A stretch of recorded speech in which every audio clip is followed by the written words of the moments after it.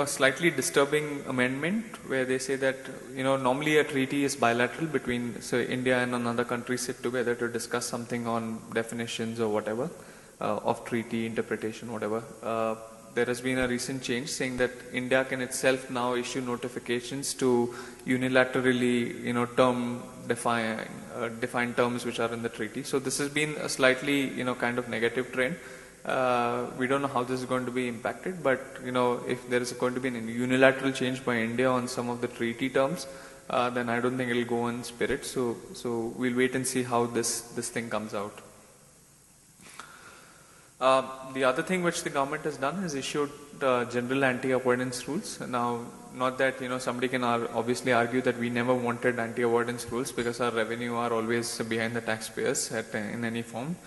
Aggressive or otherwise, but India has formally introduced anti-avoidance rules. An anti-avoidance rule really means that if a transaction has been planned by a corporate or any other taxpayer solely for the purpose of obtaining a tax advantage, and the main objective is only to obtain a tax advantage, then the government can, or the tax officer can, invoke the anti-avoidance rules and invalidate the transaction or disregard the transaction. And here the onus really comes on the taxpayer to prove that there was business rationale or commercial purpose for the transaction, and it was not solely driven by tax purposes. So this is something which is kind of, again, the point is that, the Supreme Court of India itself in the past has clearly laid down that tax planning is legitimate. And the taxpayer has every right to choose the way he wants to plan his taxes and invest into any other country or whatever. And but what the government is now trying to do is that if you're solely planning for taxes, it's going to be a bit of a problem. So what we are advising clients, or we're talking to industry players, that along with tax, try and build a bit of commercial rationale and substance around the transaction. There has to be some genuine, thought behind it. If you're making an investment, then why are you making it? Lay down the parameters, lay down your board resolutions, have enough of substance in the overseas entity or whatever, recorded board resolutions or whatever. So there are multiple things that we are advising clients in terms of, trying to do the right kind of things to keep the hygiene in place, because otherwise GAR is going to hit you, and somewhere, you may have the risk of having the transaction disregarded. GAR again is thankfully prospectively going to be effective. So it's going to be only from the next year onwards. However, it will have an impact on transactions that have already happened if there are some resultant transactional flows which are happening in the next year. For example, say you put a debt into India at this point in time today.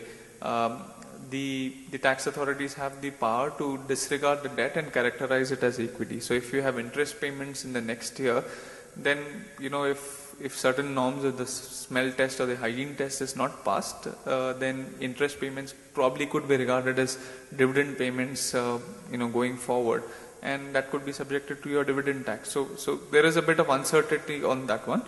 But clearly, I mean, GAR is going to be prospectively effective, but could have a kind of a spillover impact from your previous transactions.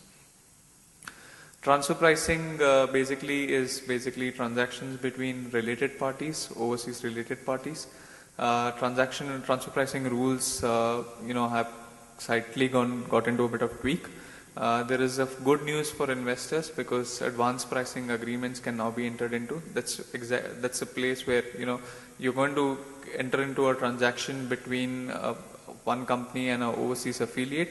You can decide on the price that you're doing with the government. So that's kind of a plus move. Again, transfer pricing was meant to be only between Indian companies and their overseas affiliates. They've kind of made an amendment in the budget saying that transactions between domestic enterprises, specific domestic transactions could also be covered under transfer pricing. So this is something that they need to issue guidelines on. Again, I mean, there are some other direct tax proposals. There has been this whole issue on royalty. So, just to give you a live case, what's happening is, say, software. So if you are importing software from overseas, say Microsoft or whatever, you're buying shrink wrap software from overseas, then there was this whole debate whether this software that you buy, so you and I go to a Microsoft shop and buy a software, whether that is the payment that we make for that software, is it royalty or not. Obviously there were differing views on this subject, and the view was that when you're buying a software, you're not really buying the software for commercial exploitation. You're not buying the copyright in the software for further use. You're just buying a copyrighted article. But the courts have recently held that even software is regarded as royalty, and this definition has now been included in the budget. So royalty includes software. So going forward, if you're buying a software, even if you want to put a Microsoft software in your computer, the payment that you make is going to be taxable even for Microsoft. So royalty is going to be taxed in that sense. So that's been a bit of a disturbing trend, but well, that's what the definition of royalty under the domestic law is expanded to. Now the worry really is coming back to my previous point, whether the government can unilaterally change this definition as is available in the tax treaty. So the tax treaty, which is a bilateral agreement between India and the overseas country, if that has got a definition of royalty which does not include software, the issue really arises: can India make now a change unilaterally to issue a notification, say that royalty includes computer software for the purposes of this treaty? So that's really coming back to the previous point that I made, that that situation is not desirable, but let's see how it goes.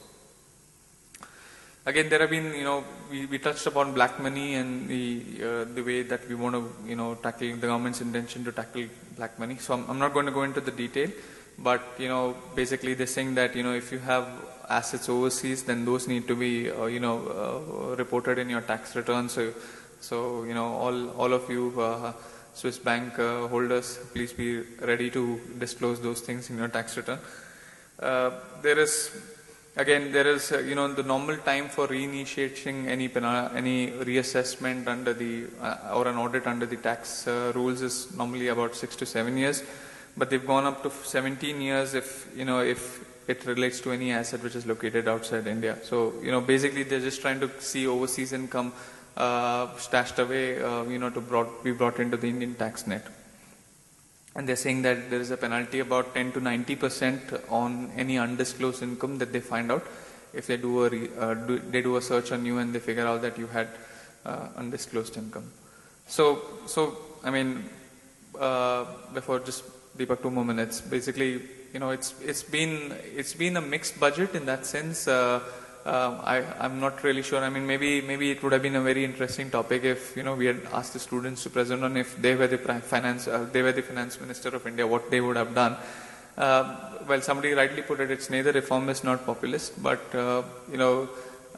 we really, I mean, as consultants in the space, we really did not. We expected some changes, but we didn't expect radical changes like Vodafone or royalty definitions or whatever. GAR was expected on the corner.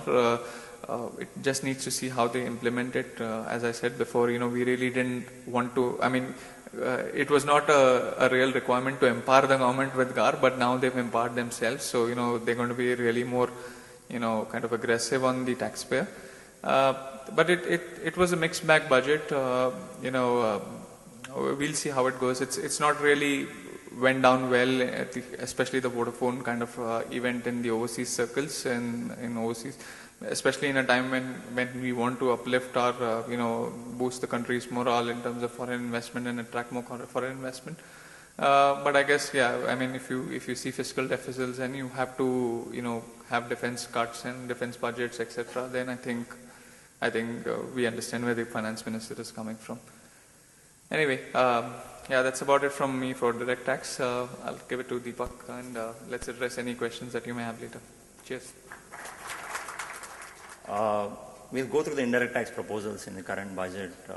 As all of us know, India has always been a land of indirect taxes. You name the tax and we have it here. I think India has one of the maximum number of indirect taxes in the country. You have a excise duty on manufacturing of goods. You have a service tax on either providing or receiving services.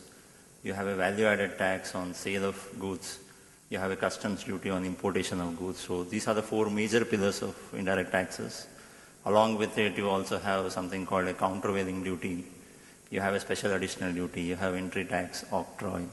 education cess, special education cess, national calamity contingency duty.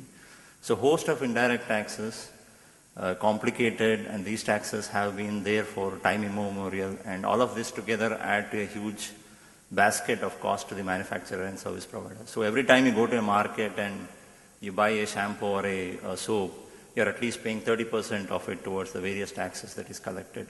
Simply an excise duty of 12% and another 15% of VAT makes it 27%. And a lot of other taxes add up to a huge chunk of it. Indirect taxes is for the business community itself is not a burden, finally, because the consumer is one who is actually paying for it. But now today, why it has become even a trouble for a business community which is just an intermediary to collect the indirect taxes from the customer and give it to the government is because of the what we call the cascading effect. So a business community pays an input service tax or an input VAT or an input excise duty, and there are various restrictions where it cannot avail the credit of the same and also pays again towards the output excise duty. And there are also various tax on tax kind of scenarios. Like example, you pay VAT even on the excise duty. So, and all these laws are like excise duty law is 1944, like your central sales tax law is 1956, your customs tariffs of 1975-85. So we have just not modernized it well enough, and we have not adjusted these laws to take care of all the modern industries. Like, for example, tons of transactions today happen on an e-commerce online kind of basis, but the indirect tax laws are just not in tune to manage the operations of these companies. So therefore, what we are expecting for long is a big reform called the Goods and Services Tax, which is expected to be implemented in India. This is a mother legislation which is going to encompass all kind of taxes, summarize all tax into one big legislation, and every transaction in goods and services is expected to attract a GST. However, because of the kind of structure we have, as central and state governments both are involved in levy of indirect tax and collecting, there has been a huge debate and no consensus has been possible.